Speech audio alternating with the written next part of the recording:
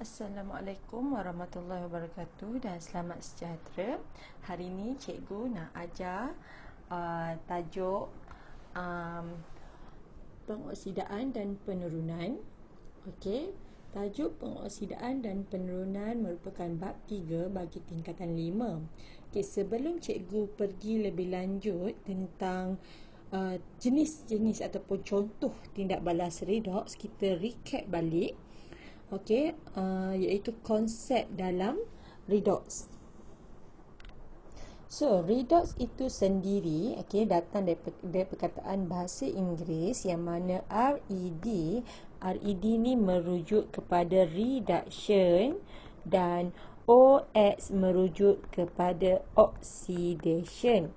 So, ini bermaksud bahawa redox ataupun tindak balas redox merupakan tindak balas kimia yang melibatkan pengoksidaan dan penurunan yang mana berlaku pada masa yang sama ataupun berlaku secara serentak. Okey, berlaku pada masa yang sama ataupun secara serentak. So, untuk mengenal pasti tindak balas itu adalah adakah dia pengoksidaan atau penurunan, kita perlu lihat kepada 4 kriteria ni. So, 4 ini adalah pegangan penting dalam tajuk redox. Adakah dia melibatkan oksigen ataupun hidrogen ataupun elektron atau dari segi nombor pengoksidaan.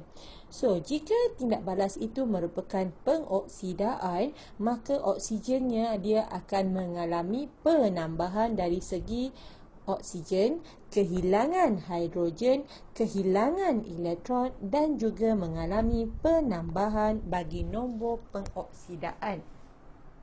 Manakala untuk penurunan, dia akan mengalami kehilangan oksigen, penambahan hidrogen, penambahan elektron dan kehilangan atau pengurangan nombor pengoksidaan. Jadi, akronim lain yang cikgu lebih suka guna adalah melibatkan oil rig. Kenapa oil rig? Okey, oil merujuk kepada oxidation is loss. Adalah reduction is gain. So, loss and gain ini dia melibatkan kepada elektron dan juga hidrogen. Okey, kita lihat balik dalam jadual di sebelah kiri ini, bila pengoksidaan dia mengalami kehilangan hidrogen dan kehilangan elektron. So, loss of hydrogen and loss of electron.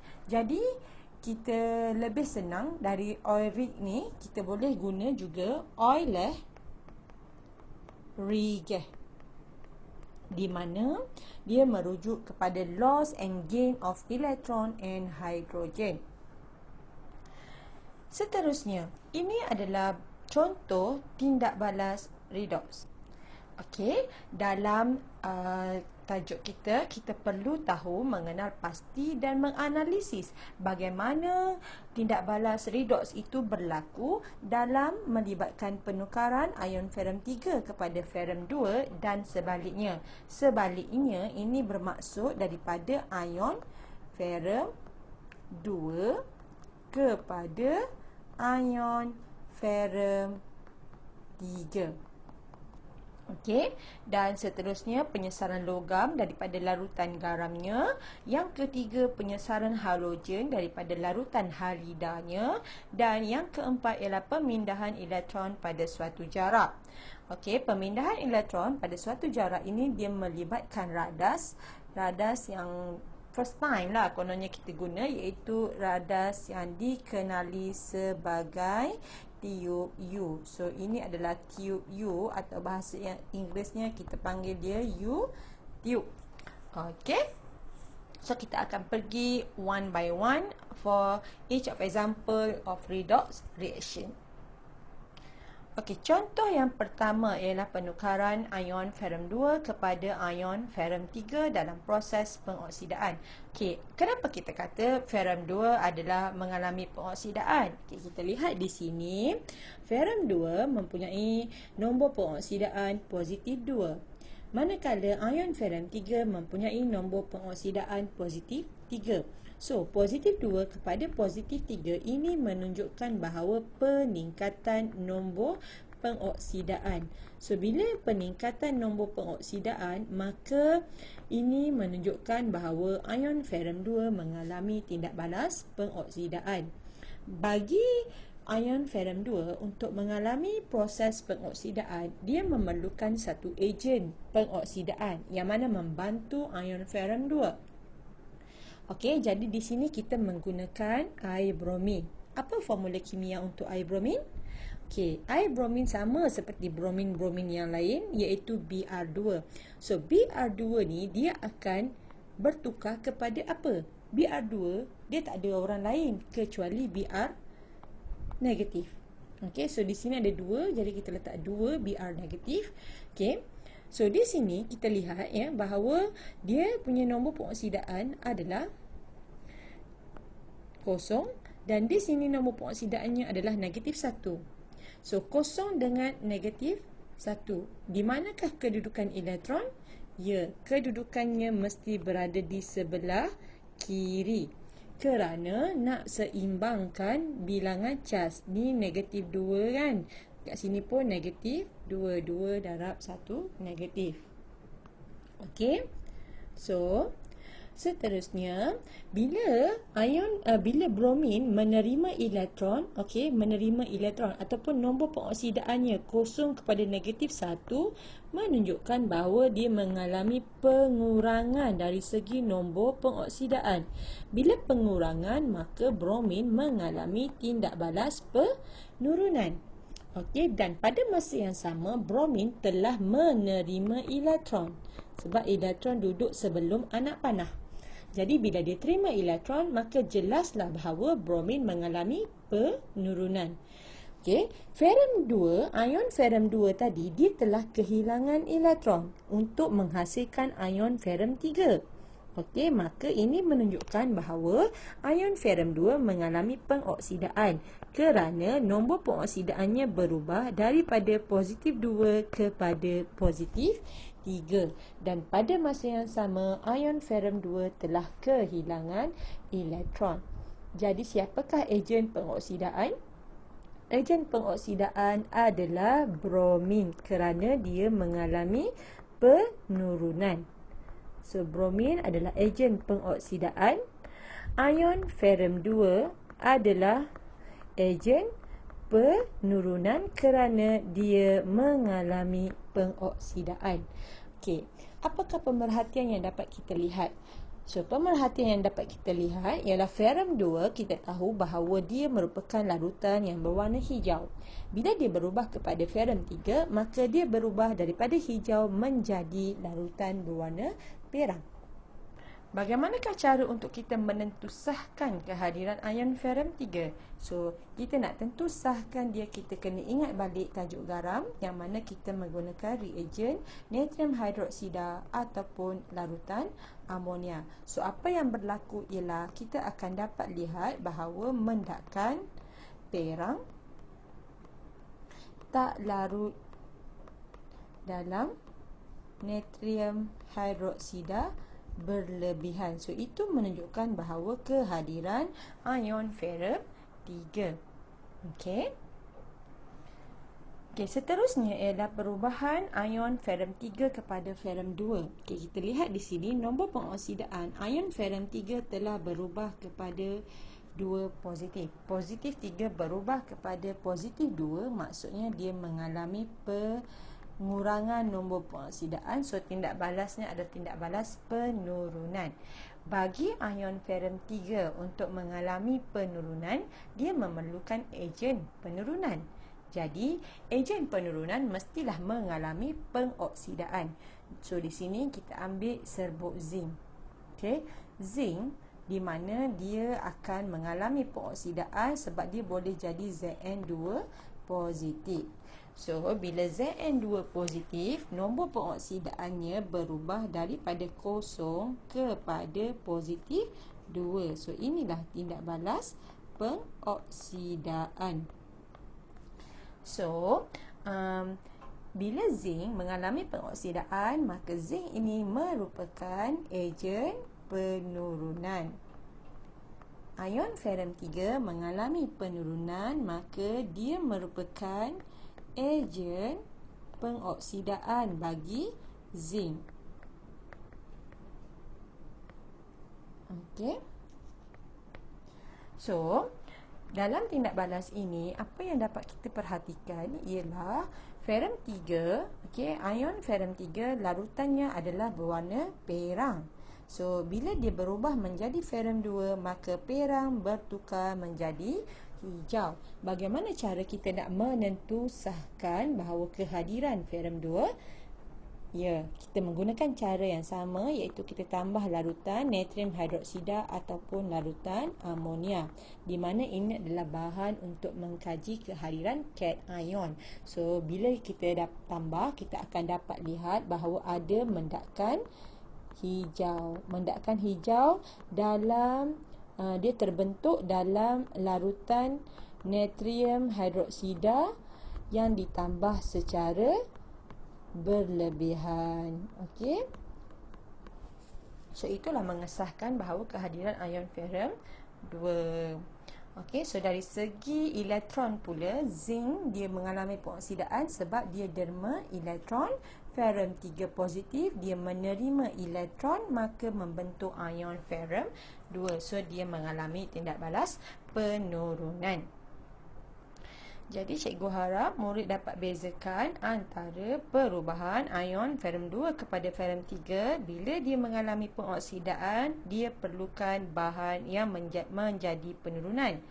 Bila ferrum 3 kepada ferrum 2, dia mengalami penurunan, maka dia memerlukan satu ejen penurunan yang mana mengalami pengoksidaan. So, biasanya kita akan menggunakan logam. Jadi, zinc ni kita boleh gantikan dengan magnesium ataupun aluminium. Okey. So, untuk contoh yang kedua, okey, kita melibatkan penyesaran ion logam daripada larutan garamnya.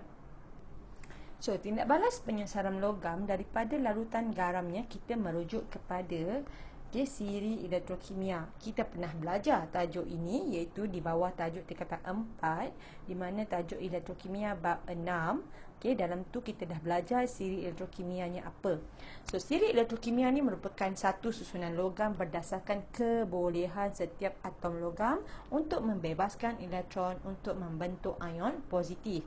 Jadi, semakin tinggi kedudukan logam dalam siri elektrokimia, semakin elektropositif logam tersebut. Jadi, dia adalah lebih cenderung untuk menderma elektron. So, bila dia lebih cenderung menderma elektron, maksudnya dia lebih cenderung untuk mengalami tindak balas pengoksidaan.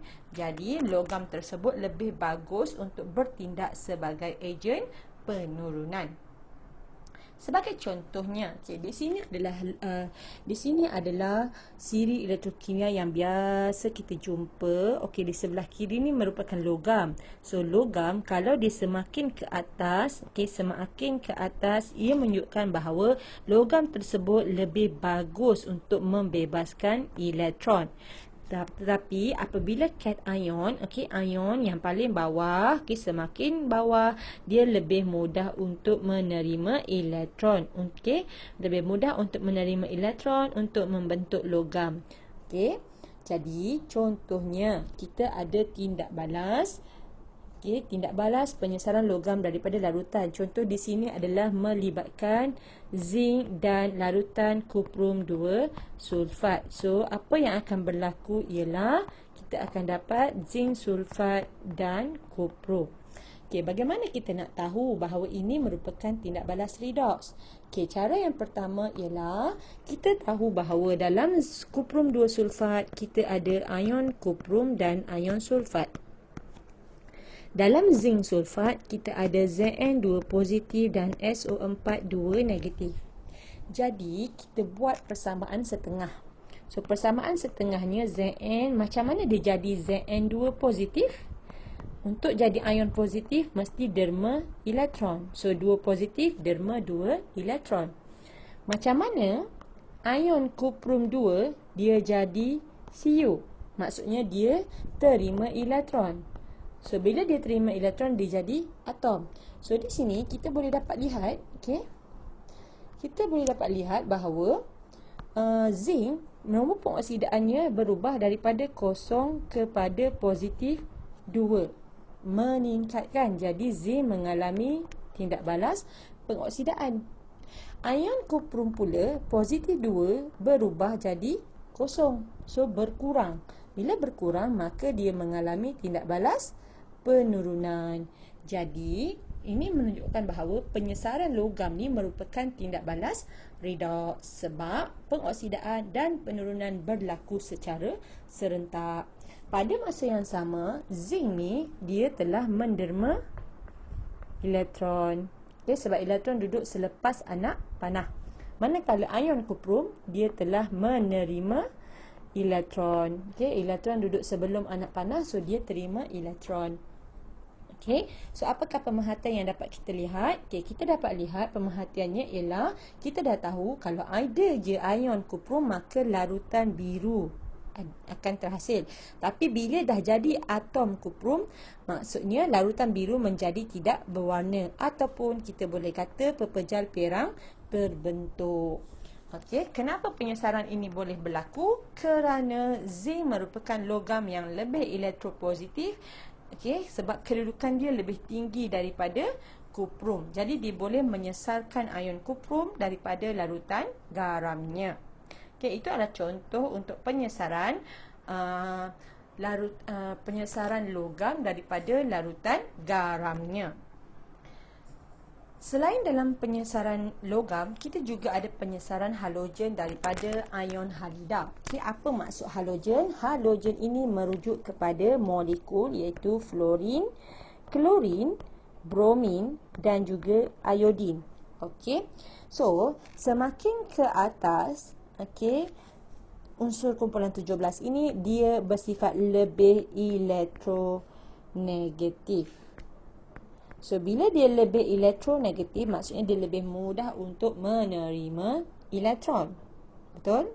Elektronegatif, menerima elektron. Jadi, ion halida pula, ion halida dia merujuk kepada fluorida, klorida, bromida, iodida. So, di sini, kalau kita menggunakan ion bromida boleh disesarkan jika menggunakan larutan halogen yang di atas bromin. Contohnya klorin dan fluorin.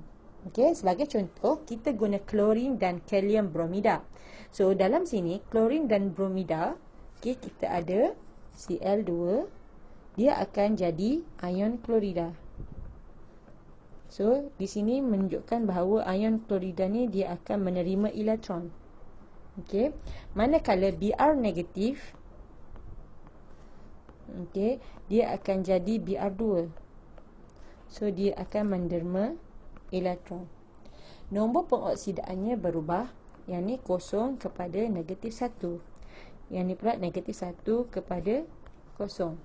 So kosong kepada negatif 1 maksudnya dia mengalami penurunan. Negatif 1 kepada kosong maksudnya dia mengalami pengoksidaan. So dia adalah redoks. Kenapa dia boleh berlaku? Sebab klorin di atas bromin. Okey, klorin di atas bromin. So klorin lebih elektronegatif. So dia boleh menyesarkan ion bromida daripada larutan garam tersebut. Okey, jadi di sini kita boleh dapat lihat bahawa klorin merupakan ejen pengoksidaan ion bromida ataupun kalium bromida yang mengalami pengoksidaan. Dia akan bertindak sebagai ejen penurunan.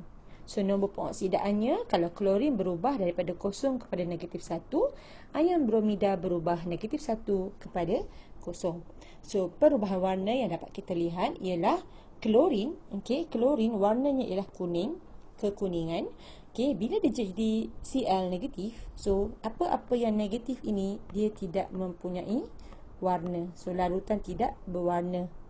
Okey, so di sini pula bromin dia berwarna perang. Klorin berwarna kuning.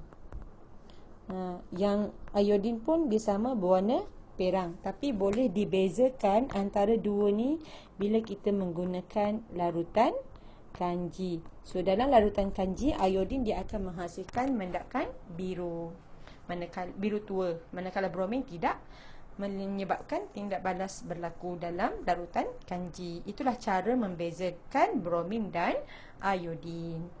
Okey, so ini adalah contoh untuk penyesaran halogen. Okey, jika diberi iodin dan juga larutan kalium klorida, adakah tindak balas ini boleh berlaku?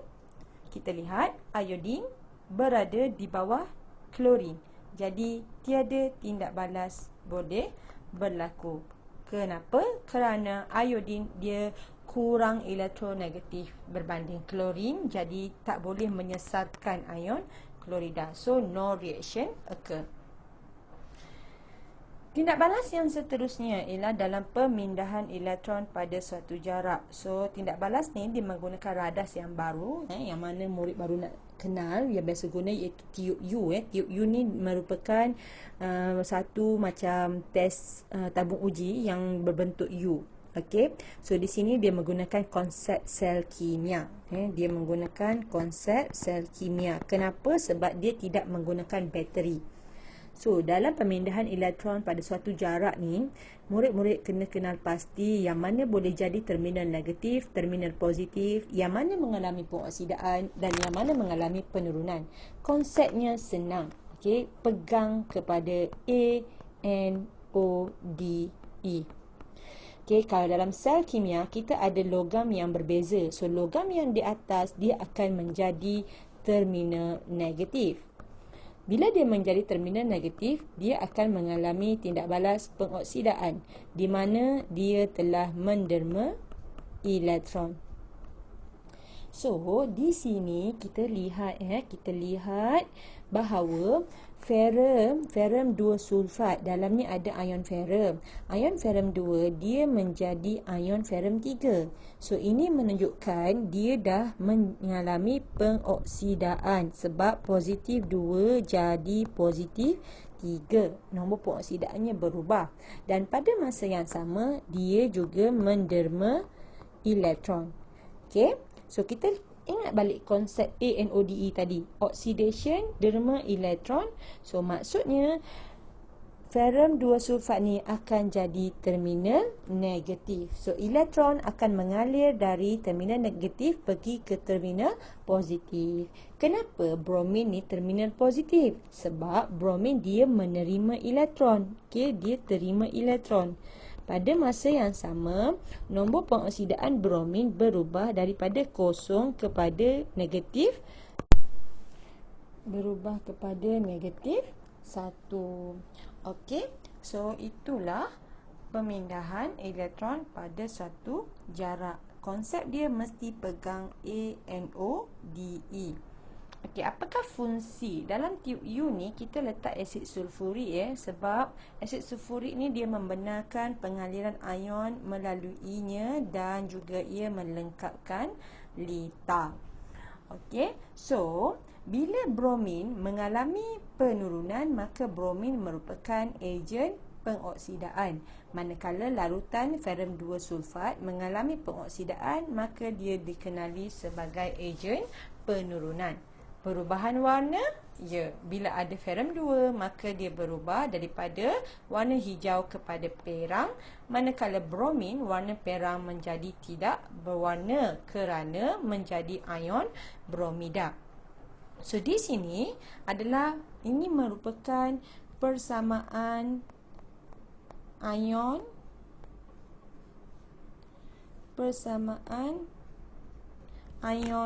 sepenuhnya. Okey, di mana dia melibatkan gabungan dua persamaan setengah.